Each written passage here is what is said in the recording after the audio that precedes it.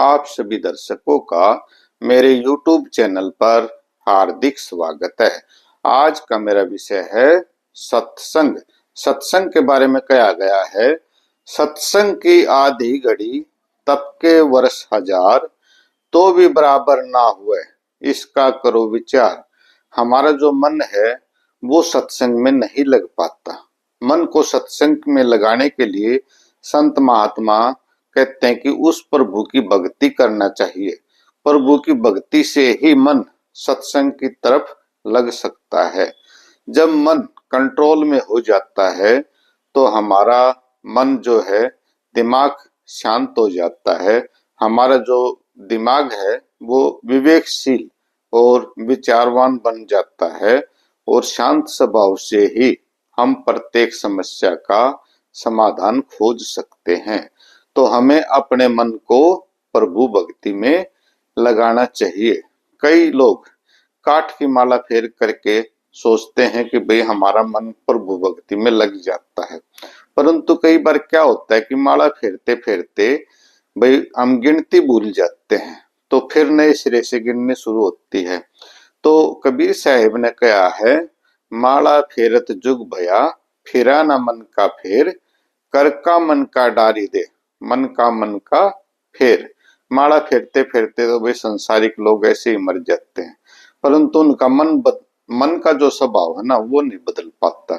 तो साहिब जी ने कहा है कि भाई जो हाथ में माला ले रहा है ना उसने फेंक दे और अपने मन के अंदर यानी विचारशील बन और मन के अंदर जो विचारों की माला है उसको आप फेरते रहो।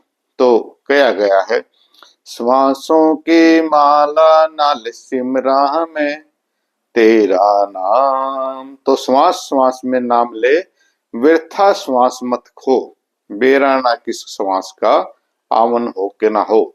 तो साहिब जी फरमाते हैं कि हमें पल पल उस प्रभु को याद करना चाहिए, प्रत्येक श्वास में नाम लेना चाहिए, क्योंकि नाम जाप करने से ही हमें मुक्ति मिल सकती है। किसी देवी देवता या पत्थर को पूजने से या माला फेरने से मुक्ति नहीं मिलती।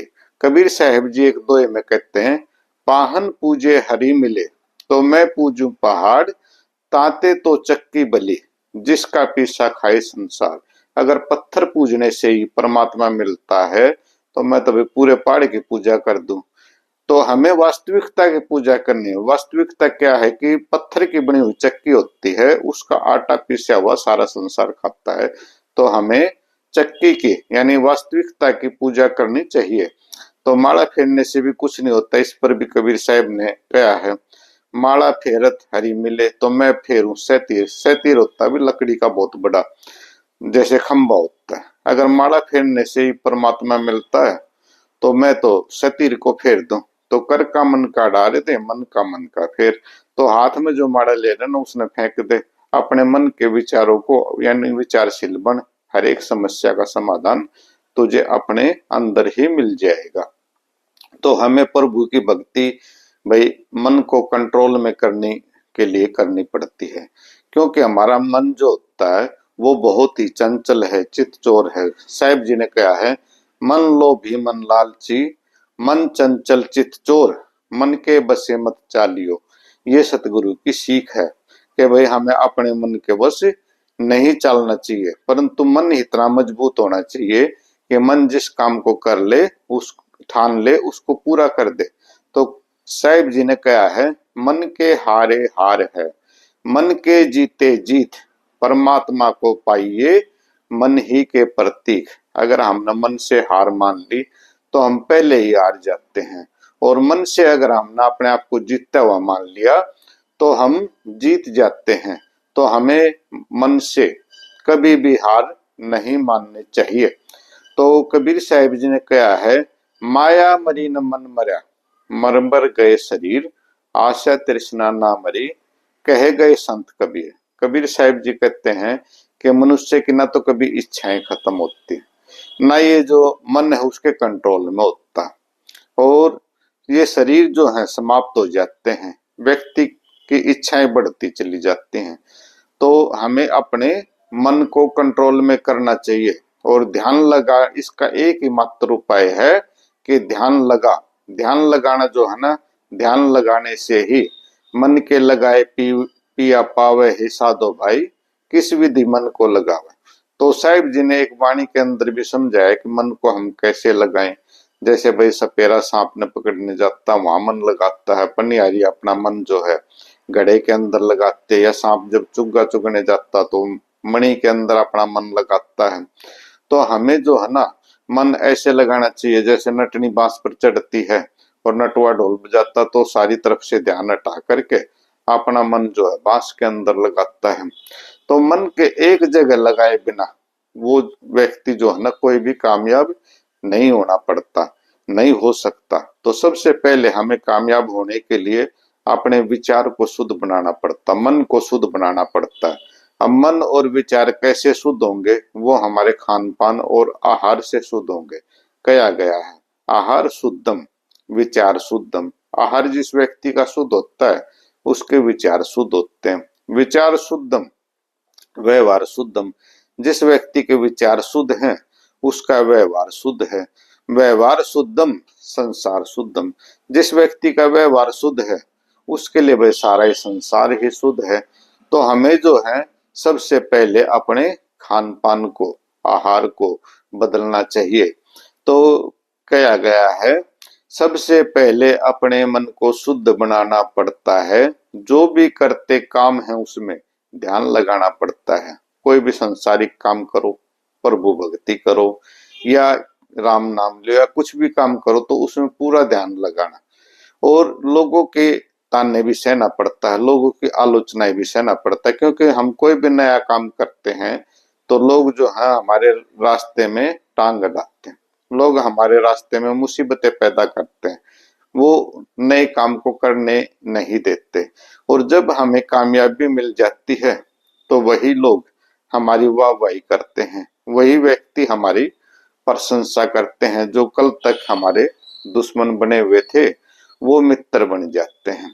तो हमें जो है लोगों की चिंता किए बिना कि लोग क्या कहेंगे या दुनिया वाले क्या कहेंगे, इन सब बातों को छोड़ करके अपना ध्यान जो है उसी काम में या प्रभु भक्ति में लगाना चाहिए। और हमें जो है ये ध्यान लगा करके मन के अंदर किसी प्रकार का विचार नहीं करना चाहिए, यानी इस दुनिया की तरफ ध्यान हटा करके सारा ध्यान उस काम में या प्रभु भक्ति में लगाना चाहिए, तभी हमें किसी भी काम में सफलता मिलती है। तो मान बढ़ाई नहीं करनी चाहिए। साहिब जी ने कहा है मान बढ़ाई हमें नहीं करना चाहिए, बड़े बढ़ाई ना करें, बड़े ना बोले बोल, हीरा मुख से ना कहे मेरा लाख टका है मोल। आप अपने काम करते रहो, जब कामयाब हो जाओगे तो दुनिया अपने आप आपको सलाम करेगी और कहेगी कि भैया तो व्यक्ति हीरा था। तो हीरा जो होता है वो बहुत ही अनमोल होता है, उसकी परख जोरी ही करता है। वो कभी भी अपने मुंह से अपना दाम नहीं बताता कि भाई इस व्यक्ति इस मेरा दाम जो है लाख रुपए है या करोड़ रुपए है, ये नहीं मिला बताता। तो हमें जो है नाम जाप करना चाहिए या किसी भी काम को ध्यान से करना चाहिए, भक्ति भी ध्यान लगाना चाहिए। और भक्ति भाव से ही हमें कुछ मिल सकता है, आत्म ज्ञान मिल सकता है, मुक्ति मिलेगी, भक्ति भाव से ही मिलेगी। और पाप कर्म भी भक्ति भाव से ही दूर होते हैं। तो साहिब जी का एक दोहा है, मुक्ति मिलेगी पाप से कर भक्ति में ध्यान, भक्ति भाव से ही तुझे मिल जाएगा आत्म ज्ञान। तो हमें आत्मिक ज्ञान जो है वो भक्ति भाव से ही मिलता है और भक्ति भाव से ही हमें मुक्ति मिलती है। तो सुख सागर का शील है, कबीर साहब का अगला दोहा, सुख सागर का शील है कोई न पावे था, शब्द बिना साधु नहीं, द्रव बिना नहीं वाह। तो कबीर साहब जी फिर आगे कहते हैं प्रेमी ढूंढत मैं फिरूं, प्रेमी मिला न कोई, प्रेमी से प्रेमी मिले विष से अमृत होई। तो साहिब जी कहते हैं कि मैंने तो भाई सारे संसार के लोगों को देख लिया, सच्चा प्यार करने वाला कोई नहीं मिला। कोई भी व्यक्ति जो है ना स्वार्थ के कारण अपना व्यवहार मुझसे रखता है, जब उसका स्वार्थ पूरा हो जाता है तो किसी भी व्यक्ति का स्वार्थ पूरा होने से वो मुंह मोड़ करके चलते हैं। गया गया यूं जा रहे हैं जैसे हमें जानते नहीं, मतलब निकल गया है तो पहचानते नहीं। हमें जो है भाई कोई हमारा बुरा भी करके चला जाए तो उसके प्रति बदले की भावना नहीं रखनी चाहिए। साहिब जी एक दोहे के अंदर कहते हैं, बदले की भावना जो अपने मन में लाए, बदले की भावना जो अपने मन में लाए, वो बदले की आग में जीते जी मर जाए। अगर व्यक्ति बदले की भावना लाता तो अपने आप ही जो टेंशन में रहता है, उसका जो खून जलता रहता है, दिमाग बेचैन रहता है और वो खुद ही ऐसा होता है कि कभी भी उसको हार्ट अटैक वगैरह बीमारी हो सकती है या वो व्यक्ति अपने आप समाप्त हो जाता है।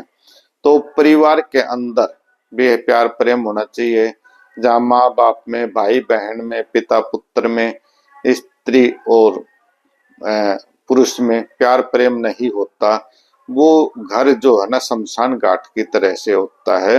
जिंदा भय मसान, और जितने भी आदमी होते हैं भूत पिशाच राक्षसों की तरह से होते हैं। तो परिवार के लोगों में भी प्यार प्रेम, भाई भाई में, माता पिता में, सब में प्यार प्रेम, पति पत्नी में प्यार प्रेम होना जरूरी है, क्योंकि ये स्वर्ग और नरक इस धरती पर ही है। जिन व्यक्तियों में प्यार प्रेम होता है, जिस परिवार में प्यार प्रेम होता है वहां स्वर्ग है, और जहाँ प्यार प्रेम नहीं, लड़ाई झगड़े, नफरत, हिंसा, निंदा, चुगली होती है, वहां नरक ही होता है।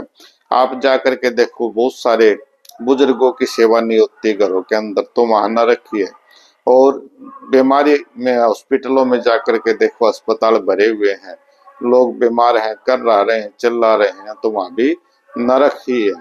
तो हमें सुख दुख में रह करके उस प्रभु भक्ति में ध्यान रखना चाहिए और अच्छे कर्म करने चाहिए। बोलो साधो सत साहिब।